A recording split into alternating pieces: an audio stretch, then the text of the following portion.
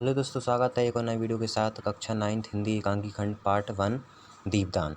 और इसमें ये क्वेश्चन है कि दीपदान एकांकी का सारांश अथवा कथानक लिखिए, यानी कथा लिखिए या तो सारांश के रूप में भी कह सकते हैं। तो आज मैं इस वीडियो में आपको यही बताने वाला हूँ, तो वीडियो को आखिरी तक ज़रूर से देखें ताकि आपको समझ में आए। तो चलिए वीडियो स्टार्ट करते हैं। तो सबसे पहले दीपदान के बारे में जानते हैं। दीपदान डॉक्टर रामकुमार वर्मा का एक प्रसिद्ध ऐतिहासिक एकांकी है। इसकी कथा वस्तु संक्षेप में निम्नवत है। ठीक है, जो दीपदान है उसका डॉक्टर रामकुमार वर्मा का एक प्रसिद्ध ऐतिहासिक एकांकी है। अब जानते हैं इसकी कथा ही क्या है पूरी दीपदान की।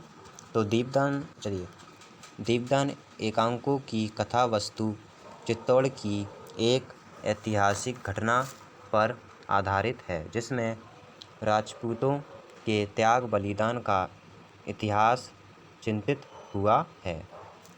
महाराजा संग्राम सिंह की मृत्यु के बाद उनके बेटे भाई पृथ्वी सिंह का दासी पुत्र बनवीर चित्तौड़ का शासक बनना चाहता था।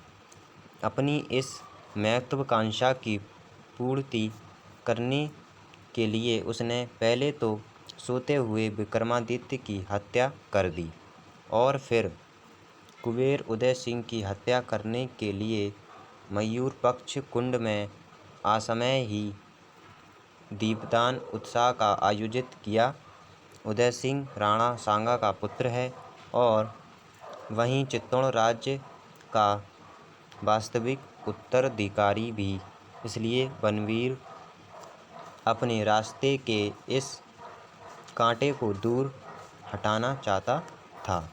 कुबेर उदय सिंह को संरक्षिका पात्राधाय बनवीर के इस षड्यंत्र को भोक्ष जाती है और उदय सिंह उत्साह में नहीं जाने देती।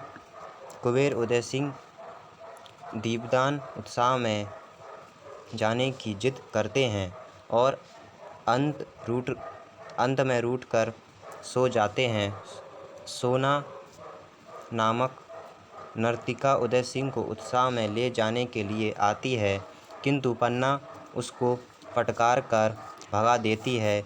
वहाँ सोना से साफ साफ कहती है, चित्तौड़ राग रंग की भूमि नहीं है, जौहर की भूमि है। यहाँ आग की लपटें नाचती हैं, सोना जैसी प्रबल की लड़कियों नहीं। इसके बाद पन्ना का पुत्र चंदन आता है। पन्ना उदय सिंह को वहाँ से बाहर भेज देने की योजना तैयार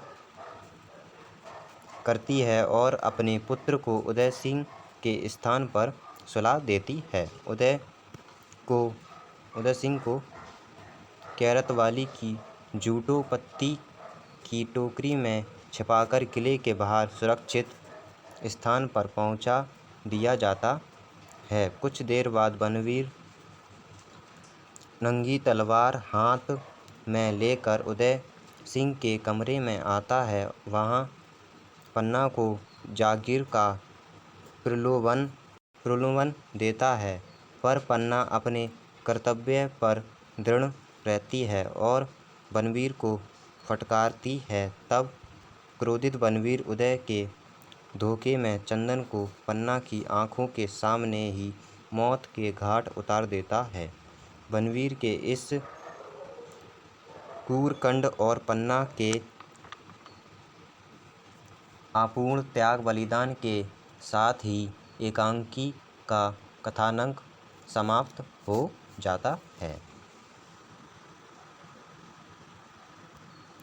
तो इस प्रकार जो है पन्ना ने अपने जो पुत्र है चंदन को सुला दिया था उदय सिंह की जगह पर या पलंग पर उसके।